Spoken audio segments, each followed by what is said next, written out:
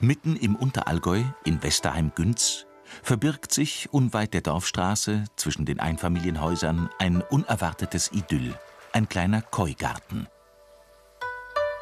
In hunderten Stunden Arbeit hat den Fitnesstrainer Joachim Franz, leidenschaftlicher Gärtner und Hobbymaler, nach seinem Willen geformt. Man muss schon ein bisschen kreativ sein, um das alles so zum Gestalten. Und bedeutet mir schon sehr viel und steckt auch viel Arbeit drin. Und ich habe halt angefangen, hier immer noch mehr im japanischen Stil das Ganze zu machen. Mit den ganzen Ahorne und mit den ganzen Bonsai. Und auch dann mit meinen Kois. Und das finde ich einfach toll, das gefällt mir einfach. Die eigenen Ideen zu verwirklichen. Sehr viel ist da drin, ja, von mir.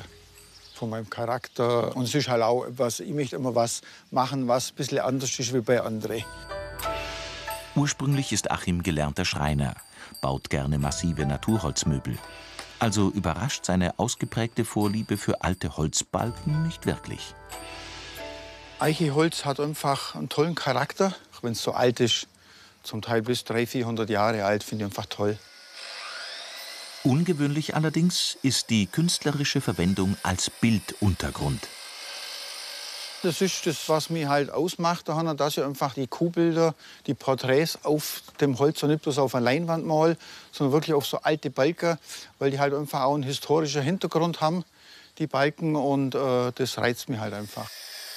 Erstmal also sägt, schleift und bürstet er sich seine Holzbalkenleinwand selbst zurecht, bevor es losgeht mit den eigenwilligen Porträts. Vorlage ist meist ein Foto. Die Kühe, die gehören halt zu Bayern, die gehören zum Unterallgäu, zum Allgäu. Und mich faszinieren die Kühe einfach. Obwohl ich noch nie in meinem Leben eine Kuh angelangt habe oder gestreichelt habe oder so. Also ich habe selber mit Kühe eigentlich gar nichts am Hut.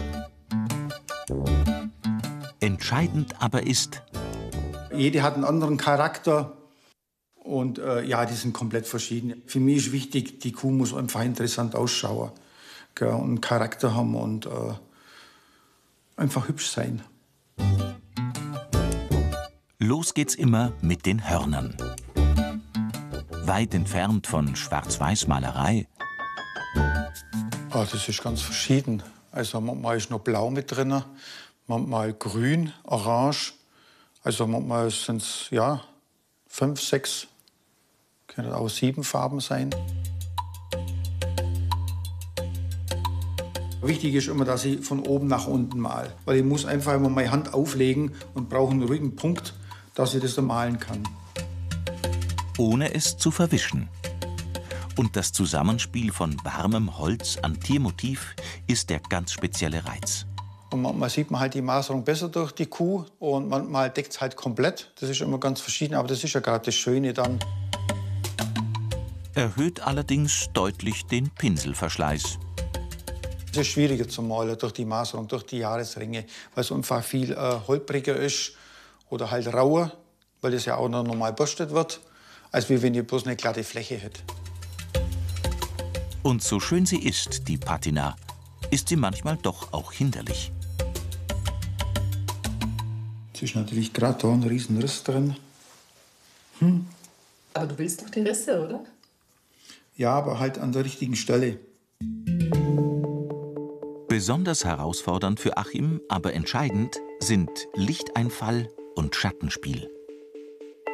Gerade bei der Kuh sieht man das ganz gut, wenn dann der Lichteinfall so ist, dass das dann im Schatten ist. Dann wird es wieder ganz dunkel. Ja, das ist halt das Faszinierende. Und das dann da drauf zu bringen auf das Holz, ist manchmal nicht ganz so einfach. Manchmal gelingt es gleich und manchmal brauche ich ein bisschen länger. Gartengestaltung, Holzarbeiten oder Malen. Hauptsache, er kann seine kreative Energie ausleben. Ich sehe mich als Macher. Ich mache einfach und entweder kommt was Tolles dabei raus oder manchmal auch nicht so Tolles. Jetzt kommt noch mal ein sehr schwieriger Teil für mich. Das sind die Augen. Weil auf dem Foto und auf dem Bild, was ich habe, da haben die immer schwarze Augen. Und ich muss selber was rein interpretieren, dass sie einen einfach nett anschauen. Die Besonderheiten jeder einzelnen Kuh versucht er künstlerisch einzufangen. geht aber mit seinen Porträtvorlagen gerne auch mal freier um. Man sieht da mit der Zeit immer mehr. Wenn ich jetzt die Kühe vergleiche, wie die, wo ich vor 3 Jahren gemalt habe, da ist ein Riesenunterschied da. Man sieht immer noch mehr in den Bildern, noch jede Kleinigkeit. Und das wird immer noch mehr wie ein Foto. Und das möchte ich auch. Dass man, wenn man das Bild betrachtet, das wirklich aussieht dann wie fotografiert.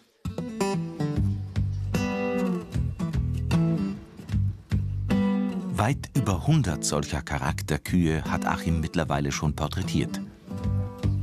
Käuflich erwerben kann man sie ausschließlich auf Kunsthandwerkermärkten, überwiegend im Ries und im gesamten Allgäu.